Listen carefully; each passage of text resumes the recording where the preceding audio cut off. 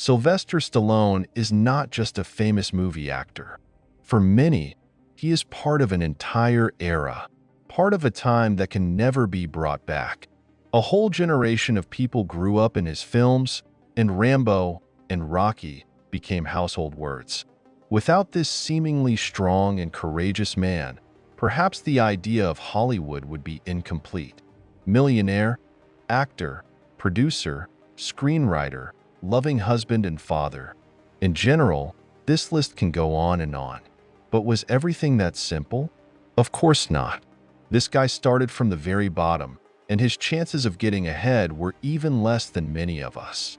The path from a boy to be ridiculed was thorny and difficult, and each of us should hear the story of this man, who only thanks to his willpower and desire achieved the fact that his name is a brand today. On July 6, 1946, in New York, Jacqueline Stallone and her husband Frank, an Italian immigrant who worked as an ordinary hairdresser, had their first child. Things didn't go well even during the birth. Obstetricians damaged little Sylvester's vocal cords, and the entire left side of his face was paralyzed. Stallone's father, Frank, was known for his violent temper and cruelty, as well as being a great lover of women. And since Sylvester was born in the infamous New York neighborhood of Hell's Kitchen, his father immediately sent him to the internet. An extra clan was not needed in the family. Until the age of 5, the boy grew up in a special boarding school, not seeing the love and affection that his parents were originally supposed to give him. Only after his mother left his father, Sylvester finally moved into a house. His mother remarried to the owner of a local pizzeria.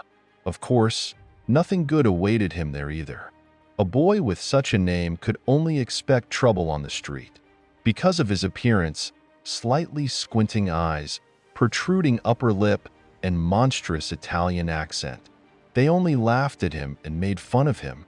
The boy learned the law of the streets very early and realized that here everyone is for himself.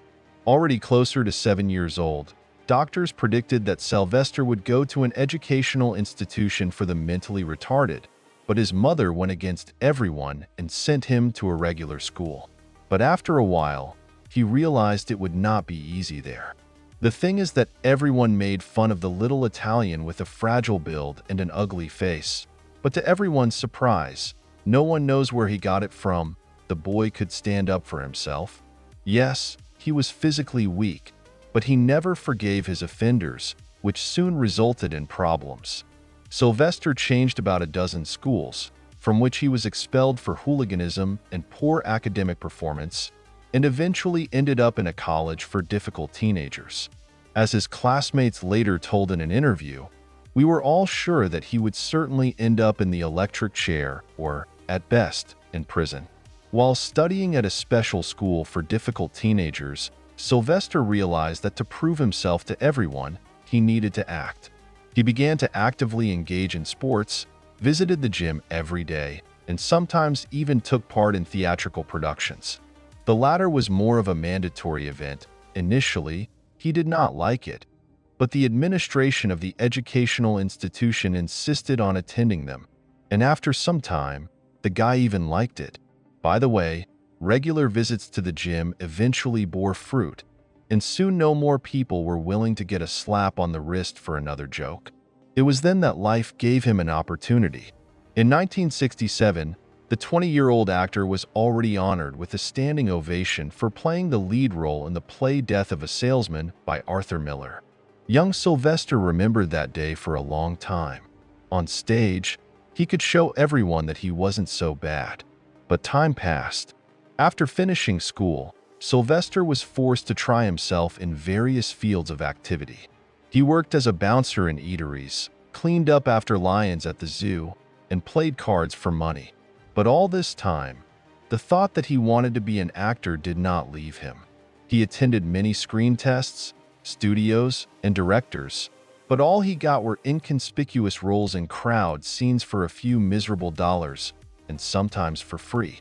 Among hundreds of thousands of talented actors, his chances were zero and even lower. In addition, he had neither acting education nor acting experience. However, Stallone continued to dream and believe. In 1969, Sylvester got a tolerable job as an usher in a small New York theater. He lived on this ridiculous money for a long time.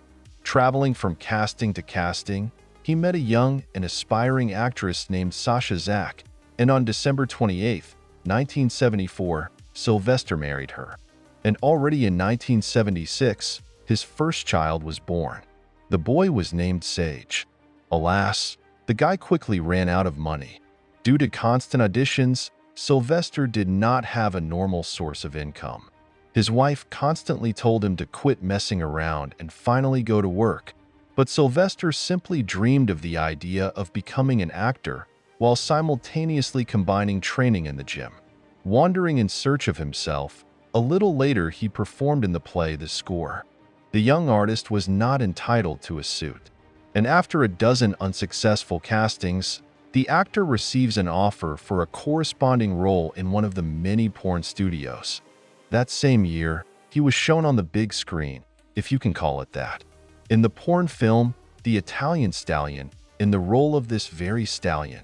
$200 for filming. That was the fee for an hour and a half of shame. The actor barely makes ends meet, living for some time in a camper with his wife and one-year-old baby. And in 1979, the couple had a second son named Sergio.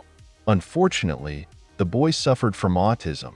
Our hero understood that he needed to provide for his family, but none of the directors wanted to deal with an actor who spoke poorly, had no facial expressions, and with such a track record in a porn film.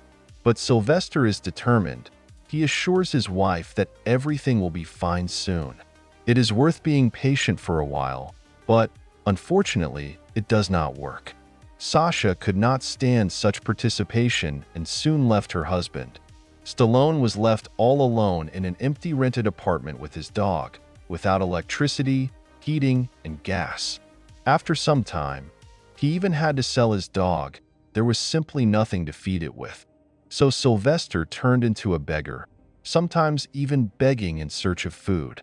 But what is most surprising is that even in this difficult time, when it seemed the whole world was against you, when the closest people turned away from you, when you were at rock bottom, he did not give up on his dream of becoming an actor. The few friends and acquaintances he had said only one thing: "You are a loser. Come to terms with it already and live like everyone else." Analyzing his experience, he decided to seek help from a speech therapist.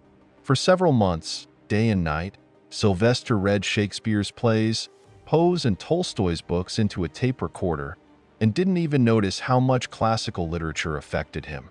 Under its influence, poor student and difficult child even began to write scripts. And looking ahead, this will become a sharp turn in his life. Stallone still attends auditions, but he still has no luck with roles. Most of the time, he acts in crowd scenes. Sylvester did not pass the selection for the first part of The Godfather. His main role then was a second episode in Woody Allen's Bananas, although his name did not even appear in the credits. As a result, he even acted for free. Thus, on the set of the film God's Apartment, he was paid not with money, but with several dozen t-shirts. Humiliated, abandoned, and unwanted, sitting in an empty apartment in the evenings, Sylvester decided to completely change the direction of his activities. With his last money, he bought himself a typewriter and sat down to write scripts. In total, Stallone wrote 16 scripts, but only one was successful. As Sylvester himself recalled, "One day I was watching the famous Muhammad Ali and Chuck Wepner fight on TV, and then it dawned on me. Why not make a film about a loser boxer who fell in love with a girl and became a champion?" This script was written in just 3 days. He sent 7 of his works to Universal Studios and just waited. And fortunately, a few weeks later he received a call. Universal rejected 6 of his scripts outright, but the 7th was accepted with a bang. That was the turning point in his life. That script turned out to be the script for the film Rocky. The producers were interested and offered him $15,000. But Stallone refused this money. As he later recalled with a smile, Then I had only $106 in my pocket, but I refused. He offered them to buy the script for only $1, but to let him play the leading role. Of course, the negotiations ended in nothing. Experienced sharks of the film industry thought that Sylvester would eventually come running to them himself, and they waited. Most likely, this happened more than once, but Stallone was in no hurry either. 2 weeks later, the same producers offered $100,000 and were refused again. More time passed, and they offered $250,000, and this was their final decision. In the mid-70s, this was just crazy money, which each of us would surely take without thinking and live the rest of our days investing somewhere. But Sylvester repeated his conditions. Just imagine the situation. You are a poor loser who has $106 in his pocket. I offer you $250,000. Nowadays, that's equivalent to $1 million. And you have a few options. Take the money, but remain unknown to anyone. Or stand your ground and end up with nothing. After all, that could have happened. They could have simply refused him, and most likely, we would never have heard of him, and he would have lived out his miserable life. But our hero did not betray his dream. At that time, he was only interested in the leading role. Later, the vice president of Universal, Irwin Winkler, gave Sylvester the nickname Sly, which replaced the actor's name for many years. According to official data, it took 28 days and $900,000 to film Rocky. Rocky was named the best film of the outgoing year of 1976. At the box office, it collected a record $225 million and received 3 Oscars. Sylvester Stallone overnight went from being an unknown loser to one of the most famous actors in the world. Rocky's grandiose recognition and the continuation of the film series about the poor boxer completely changed Sly's life. From a poor man, he turned into a millionaire and bought a luxurious house in Santa Monica. It was a stunning success. Sylvester Stallone was also the second actor in history to be nominated for an Oscar for both Best Actor and Best Screenplay. Only Charlie Chaplin had ever done it before. Sylvester wrote the script for the film while sitting in a windowless room and smoking the cheapest cigarettes nonstop. When asked how he was able to write such a brilliant script in such a short time, he replied, "I'm surprised by people who write the same thing for 18 years. There are a lot of guys like that in Hollywood, and I forgot their names." Many years later, interesting facts emerged that no one had previously announced. Initially, the studio wanted to cast an undisputed star like James Caan for the lead role. But Stallone believed that he had written his own story, which meant that he should also play in it. Ultimately, the producers agreed but set a counter-condition that the film's budget would not exceed $1 million.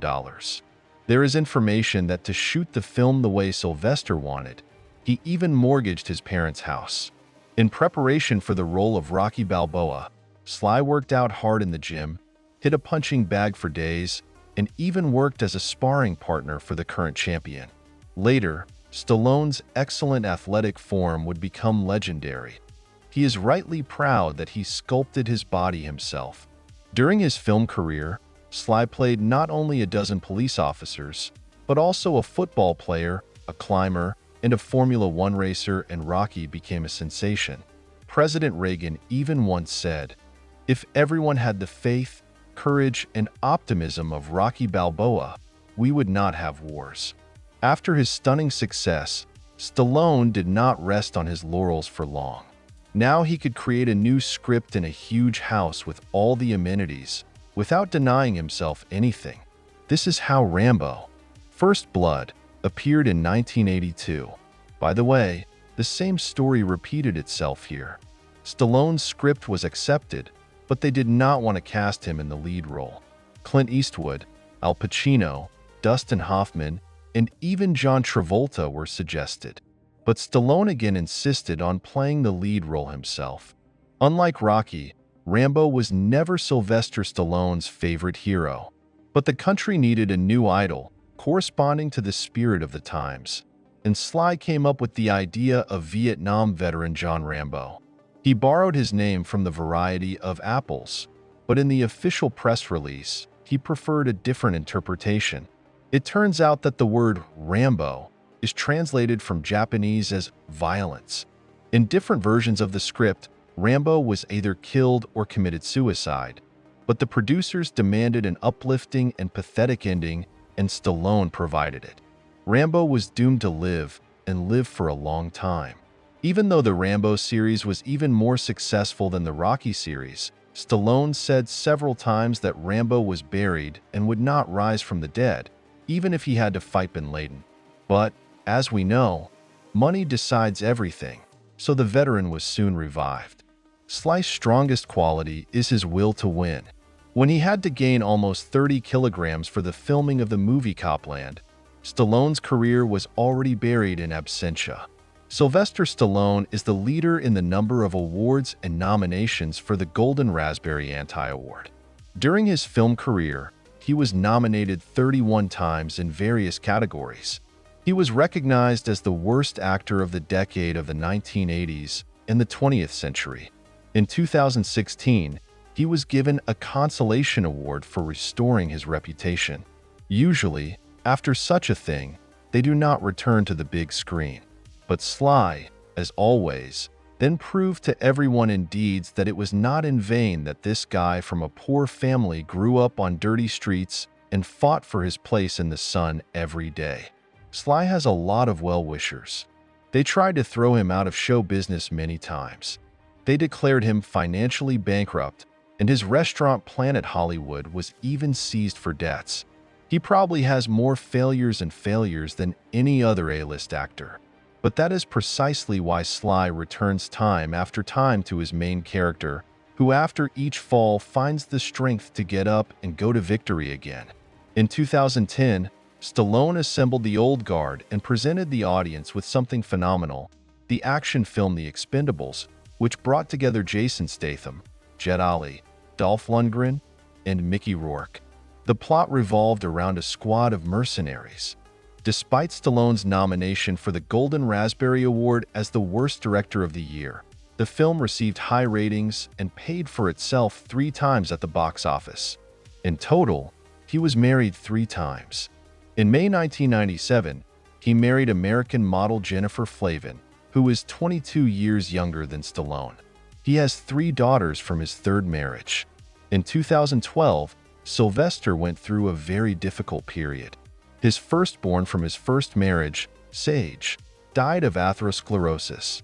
Stallone never stopped caring for his children, and they did not need anything. He, like a real father, did not spare anything for them. Sylvester Stallone always dreamed of becoming an actor, but among hundreds of thousands of talented guys from all over the world, his chances were 0. He had neither acting education nor acting experience. His face and facial expressions scared many. He did not even have the basic support of a wife and money. No one, absolutely no one in this world believed in this poor Italian. But he proved to the whole world that a dream, self-confidence, and backbreaking work can make an idol out of even the most hopeless person. But the story of his life shows in the best possible way how having nothing, you can get absolutely everything. You should never give up. Each of us is capable of a lot. And if it is too difficult for you, just remember the story of Sly, who by the age of 30 was a beggar and abandoned by everyone, but at the same time, he did not give up and believed in himself and his dream. Friends, write your opinion about this person, how you feel about him, and what is your favorite movie with his participation. It will be interesting to read your opinion. That's all for today. See you later.